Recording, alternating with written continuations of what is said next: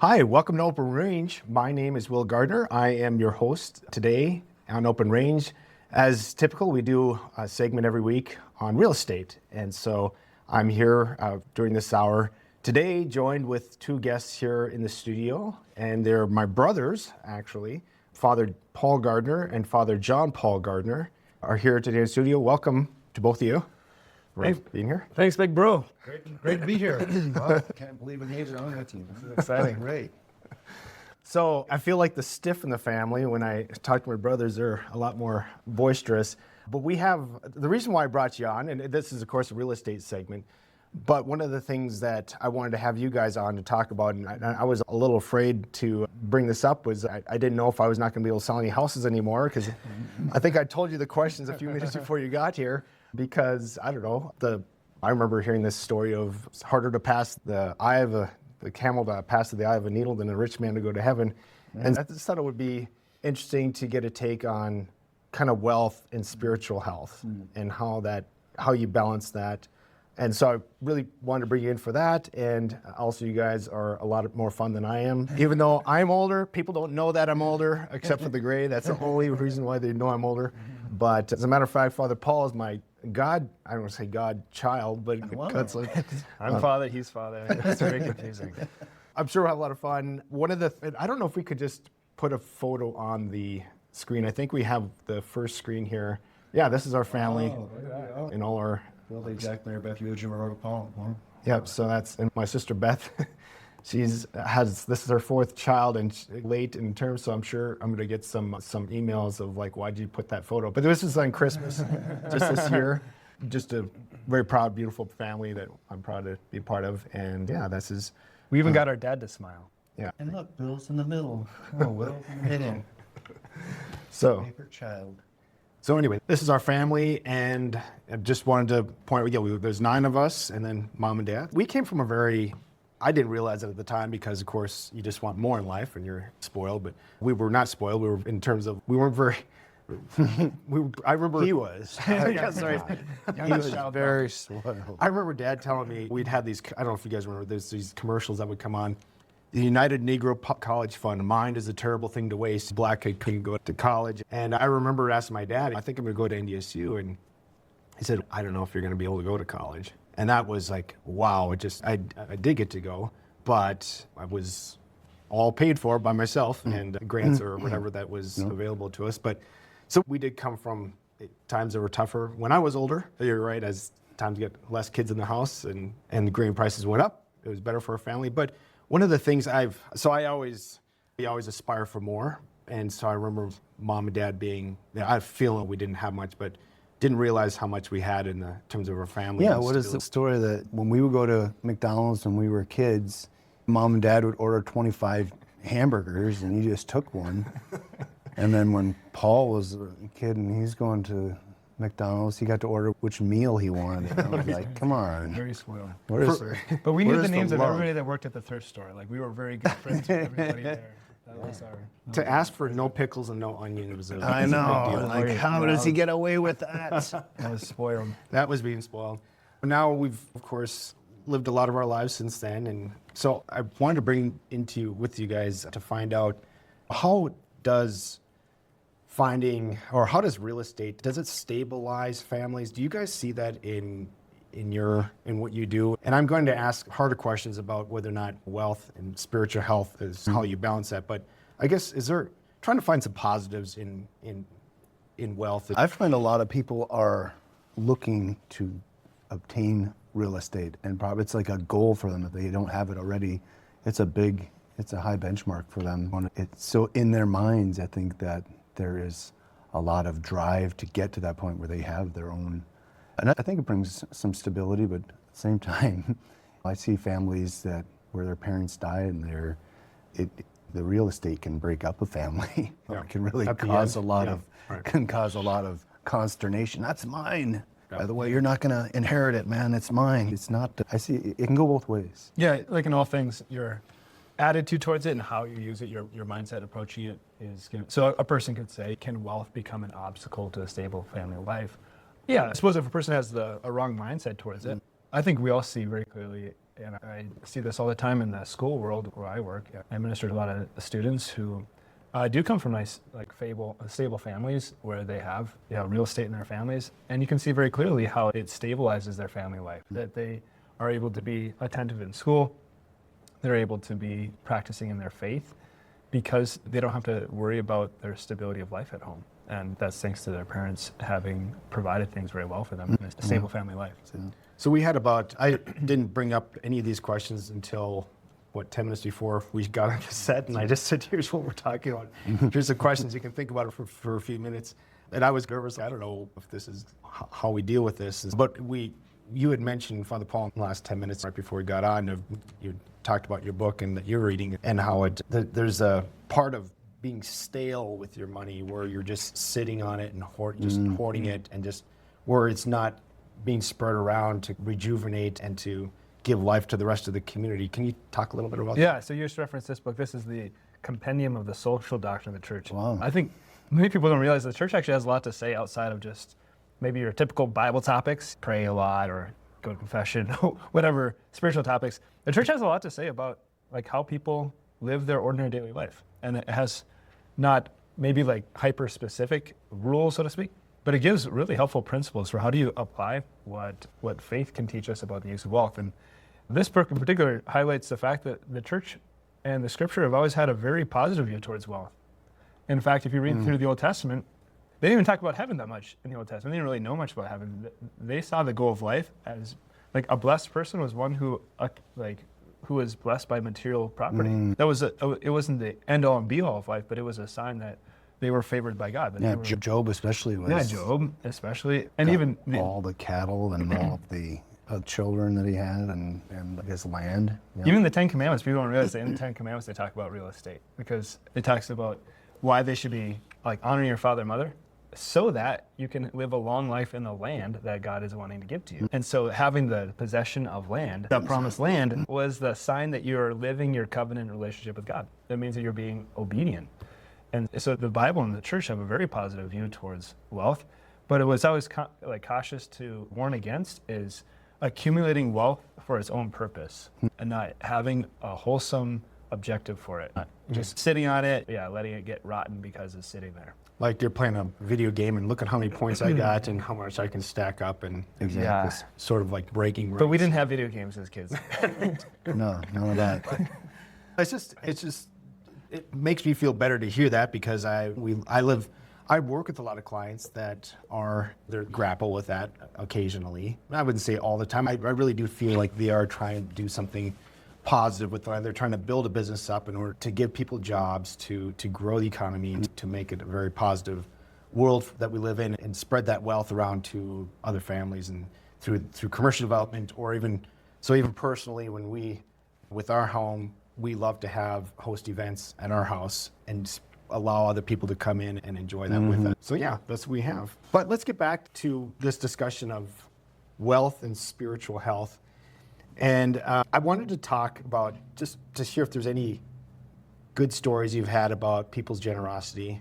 Maybe it doesn't have to be real estate related. Just I'm curious I think there's a lot of people that do give, and a lot of times people don't see it. They may see the result of it, or they may see an effect of it, but have no idea. I don't know if I'm putting you on the spot. Yeah, no, this is great. I think even before talking about your own personal experience, it's good to go back in history a little bit and just think of, like in the history of Christianity, how people used wealth in a way that's really, fits with the gospel. And anybody who's traveled to Europe sees this most specifically.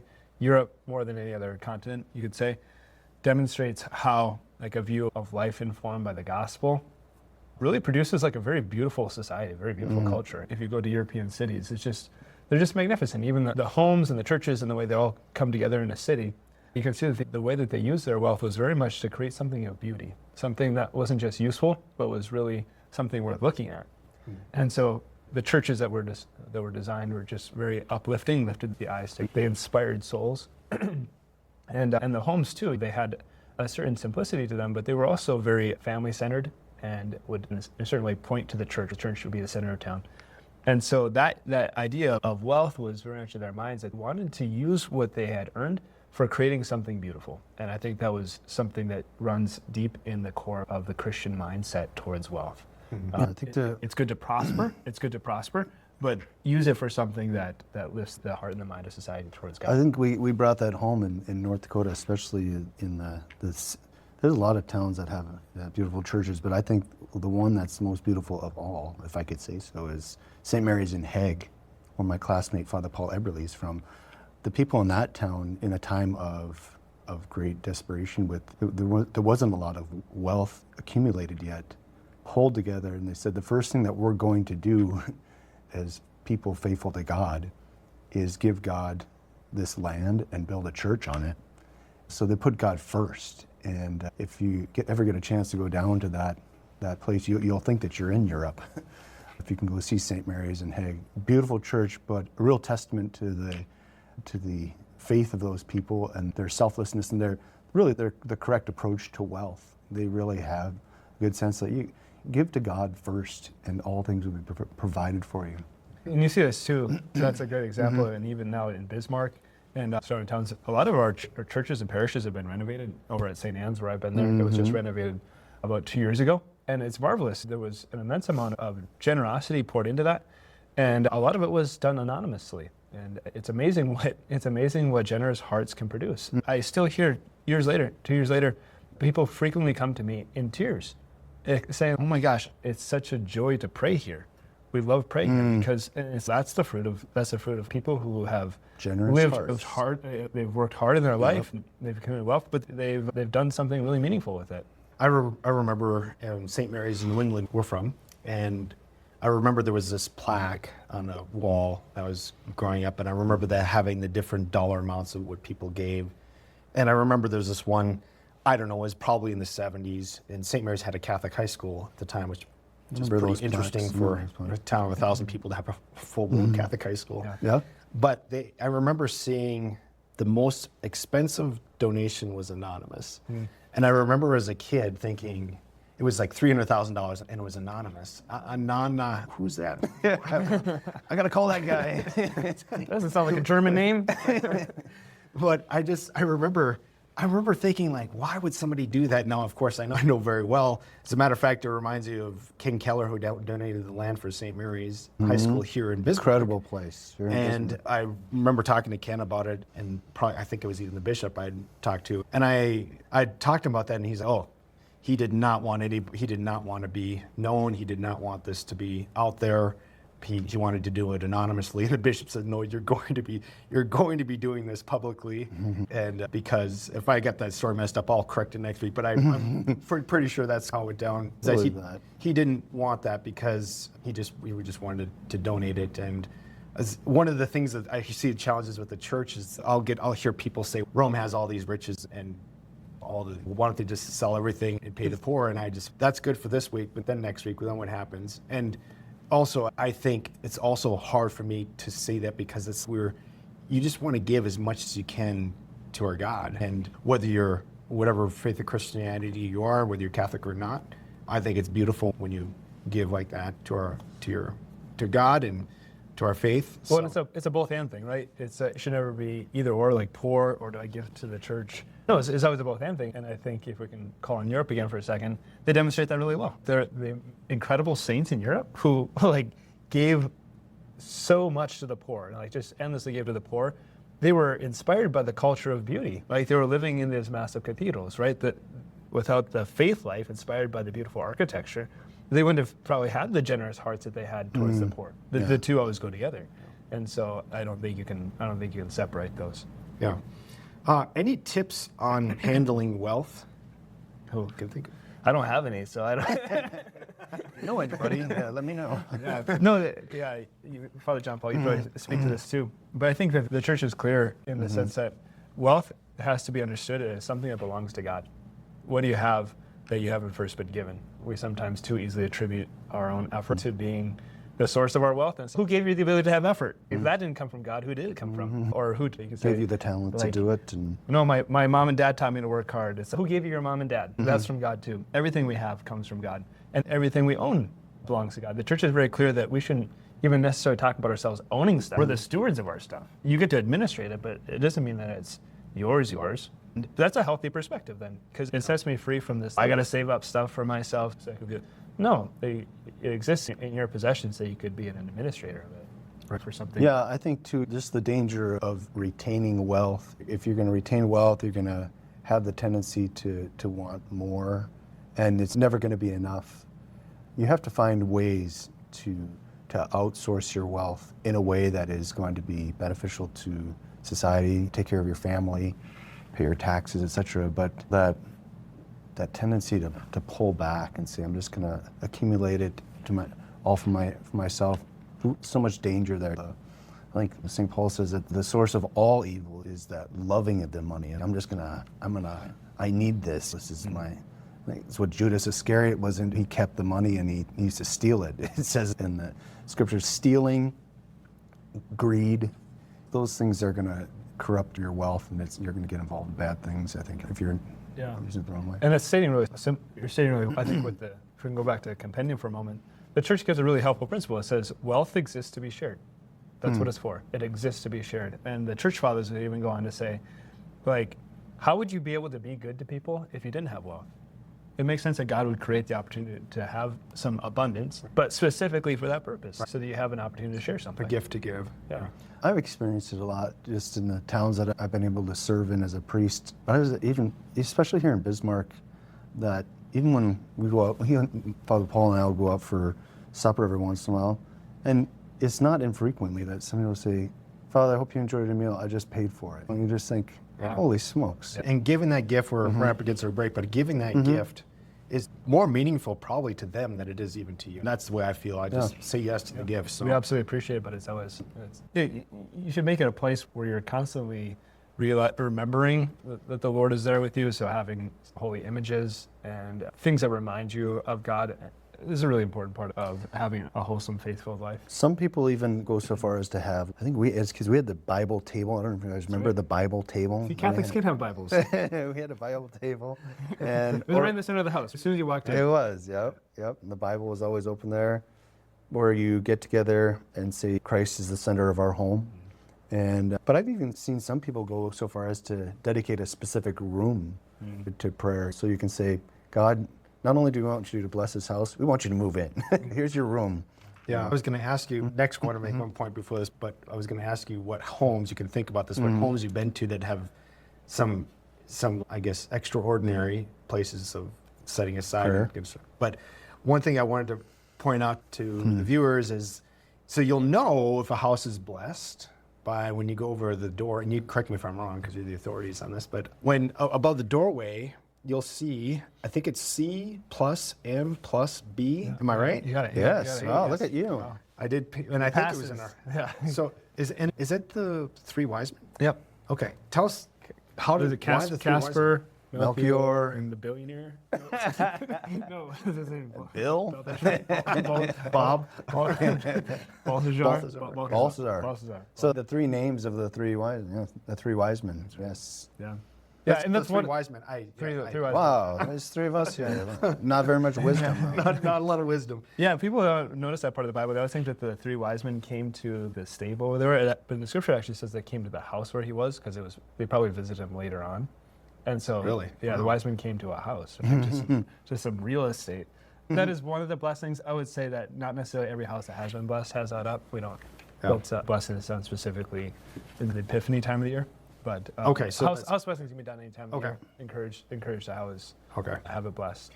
Okay. Yeah, there's a special blessing for the chalk that you use to write that above the doorpost. Okay.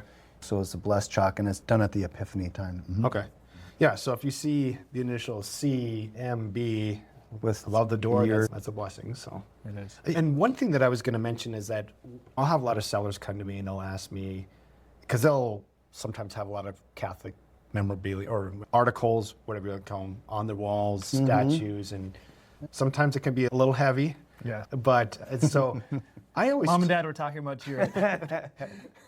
Specifically, Mom. But sometimes I always tell my clients, like, I know that probably some agents say, take it all down, tear it all down, and neutralize it. And I always find it's good to have some still. I say it's good to have a presence, and you should. There's this Father Peter Hughes, the cathedral in Fargo, once said, if God has to convict you of being a Catholic or a Christian when you die, would he have enough evidence to do? Would you have enough evidence to convict you to being a Christian or Catholic? And I think of that, and I don't think you should hide it. You don't need to just plaster every wall. But I always encourage them to do that, and because I just feel it's important about who you are. And I think no matter who you are, to know that someone God-fearing lived in that home, I think people take real positive. Do you feel the same way? What, if you were? Yeah, people always put up pictures of their family where we are, and that's just a human thing to do. And it shows that you love them, and it shows that they're part of your family. And anybody who considers themselves to be part of the family of God, it would make total sense that they should have pictures of their spiritual family up. And that should be in prominent places, and places that shows them dignity and honor. That's a sign that For sure. that you're part of that family. Yep, I like that very much. That's awesome. So I do want to get your thoughts on homes, if you do have any, and if you don't, that's fine. Homes that you've been into. Wish I had one. Yeah. There was one that I remember, I'll say his first name, Chris. He did have his own, in his home, he did have his own room that was his own chapel. I thought that was, I thought that was pretty sweet. Had That is stained glass windows on the side, and it'll probably can be converted into a living room at some point. But it brings some sacredness to the family. I just feel like having a holy place in your home. So I think we're probably running out of time. I don't know if we could just go real quick through these last couple new listings that we just came on the market. So this one is in, I wanted to bring this up because this is in Highland Acres, and you don't always see these down here. And so this is unique to get one on the market. It's not totally unique, but maybe a couple times a month, and they just have character, and there's still a lot of them can still be pretty attractive. Like this has virtually no neighbors behind you.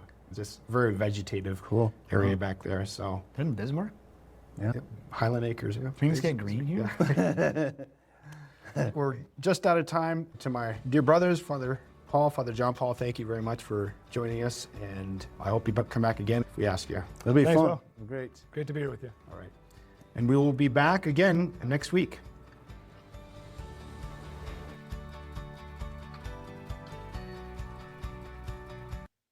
What's going on, everybody? Dr. Jake Schmidt's back with another Freedom Health Talk on Open Range. What we're going to be talking about today is, you've maybe never heard of it, and that's okay. It's called grounding or earthing. Those are two ways to say the same thing. Some people call it earthing. Some people call it grounding. And so I'm going to spend some time today talking about this. And if I get time, I'll talk about the difference between grounding and PEMF, P-E-M-F, pulse electromagnetic field, which is wildly awesome, by the way. So I want to talk about what are all these things. Now, where I decided to do this was, and this happens a lot. I'll have somebody ask me a question, and what do you know about blah? It doesn't matter what it is, right? There's my email if you want to get a hold of me, wherever it is over there.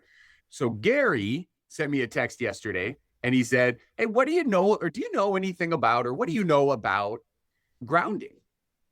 And I said, I know a considerable amount. I don't know everything, but I know enough to be dangerous, basically. And he goes, yep. And I explained some of the things and the benefits and what happens. And he goes, we just got a grounding mat for the house, for the bed. And have you ever done a show on this? And I was like, oh, I guess I can do one tomorrow. And I've talked about it before in previous shows that we've done and times together, but I figured I'll just dedicate this to grounding, and then we can talk about it. So there's a website that I would highly recommend going to. In fact, this is where I get our grounding materials that we use in our house, which we have the mats that go over your bed, like it goes underneath your bedspread, and then you are grounded. There's that. You can get pillow ones where you're sleeping on. And I'll talk about what is grounding, but the company that I go to is earthing.com. That's the website. Earthing is earthing.com. Earthing.com. And what's really cool is there's a whole documentary that's been done on this. And I rewatched it this morning, or parts of it. I didn't watch the whole thing, but I rewatched parts of it that were pertinent to what I wanted to talk about today. And it is a phenomenal documentary. Like, highly recommend watching it. So if you go on earthing.com, you'll see on one of the tabs, it says watch documentary, and you can watch it right there. I would 100% recommend watching that. There's a lot of really cool documentaries that have been done on things that are outside of like traditional thought processes. And so grounding is something that is so wildly easy, and yet so few people do it. The whole concept of grounding is that you're going to go, and I'm looking outside right now and I see grass, which is cool, grass. So the concept is that you're going to go outside. You probably wouldn't want to do it right now. And so it gets a little bit challenging in our northern habitat that we live in. But what you would do is you would take your shoes off, take your socks off, and go stand in the grass or dirt. Go stand on the earthing. You go stand on the earth with your bare feet. And it's really wild what happens. And so we have, Mr. Producer, we have a chart here, a little picture, but you can see you're standing barefoot. See the person right there standing barefoot, and you can see the earth. And so what ends up happening, and I'll explain this, but the earth donates electrons, and those electrons balance the reactive on the top right little image there of the image. Your white blood cells release reactive oxygen species, and that's how we create inflammation. Inflammation is a good thing in the short term. But the reactive oxygen species, when we leave them, that creates something called systemic inflammation, chronic inflammation. And that chronic inflammation leads to every single disease that we know of, all of them at some level. And so you can see in the image here, it's really cool. I love this image because you can see the earth is donating those electrons, and they get absorbed. In fact, in the studies, and this is really cool talking about in the documentary, there's been over 20 studies done on this. But what they found is they couldn't measure the speed of which the electrons are donated from the earth. It was that fast. It's like the moment you walk out, it's instantaneous. So this happens instantaneously. And then what happens because of that, when you're donating these electrons, it's balancing out the free radicals. You've heard the term free radical. So free radicals are scavengers for electrons, and they'll take it from anywhere. And in fact, they'll take it from your tissues. So you can put this one down, Mr. Producer. So they'll take it from your tissues, and that's called oxidative damage. So the free radicals, so let me say this, inflammation's a good thing. We need it. If we didn't have it, we'd die, because that's your immune response to everything, right? You kill viruses via inflammation, via free radicals. That's what happens. So it basically comes in and just zaps whatever it's trying to kill, damaged tissue, whatever. But the collateral damage is if you don't have, like vitamin C, for example, right? That is an antioxidant. It's donating an electron to a free radical to balance it out, right? And that's what creates that. It dampens and calms the inflammatory response. So earthing, it's basically like an automatic off switch to inflammation. In fact, what the study showed, if you watch the documentary, it's fascinating, is that, and it's always cool the way that we stumble upon new things like this, which are actually very old things. And there's cultures across the world that have been doing some version of this for thousands of years. And a lot of these cultures don't have modern diseases like we do. So again, it's been around for forever, but we stumbled upon an old thing that works. And then we find out that the industrialization, i.e., we live in houses now that are insulated from the ground. We wear shoes that separate us from the earth, right? And so all of these things that are happening, we drive in cars that are insulated. They're not. So anyway, all of these things, we are separated from the earth, right? I don't want to make this a big tree hugging type deal. My point is that the earth is there. It donates these electrons immediately to us, and we aren't doing that anymore. And because of that, I don't want to make it a positive versus a negative charge, but we are so built up with this inflammation, this chronic inflammation, because we have no way to balance it. Outside, you could do supplements, don't get me wrong. Like you can take vitamin C, I already said that, or glutathione, or superoxide dismutase. There are catalase. There are certain enzymes or antioxidants that can balance the free radical damage. There are. But there's one really easy thing that you can just go stand outside. But they say you should do it for 15 minutes. The studies say it happens instantaneously. So you literally could just walk outside, stand there for 10 seconds, and then go back inside. You can do that right now if you wanted to, because again, 10 seconds in the snow isn't going to kill you. You may not like it very much, but it's not going to kill you. So that's earthing. And it was the concept of the founder of earthing, this documentary, was Clint Ober is his name. And again, if you watch the documentary, which I highly recommend you do, it's fascinating how some people think. And this guy is brilliant. Like he legitimately is brilliant. And I'm like, oh, I never would have figured that out. In a million years, I probably wouldn't have figured that out. But he had the perfect upbringing that matched perfectly with his skill set, that created the opportunity for this to be rediscovered. And again, we have in our house, I have if you go to earthing.com, you can find and purchase these mats. They're grounding mats that you put on your bed. You get one for your pillow that goes underneath your pillowcase. And again, you're essentially grounded as you sleep. Yeah, see, here's all the kits. There's a mat right there, the earthing mat you can stand on. Then you plug it into your grounded outlet, and you're grounded. And so you're getting charged by the earth. It's phenomenal. Like, the more you look into it, the more amazing it is. So I'm very much in favor of earthing and grounding. Like I said, I've got it on our house, or in our house. I've got it on our beds. I think it's phenomenal. And again, I probably don't do it as much as I should, just outside. Again, we can use tools to, like, part of the earthing beds or the mats or sheets or whatever. It's because you can't sleep outside right now.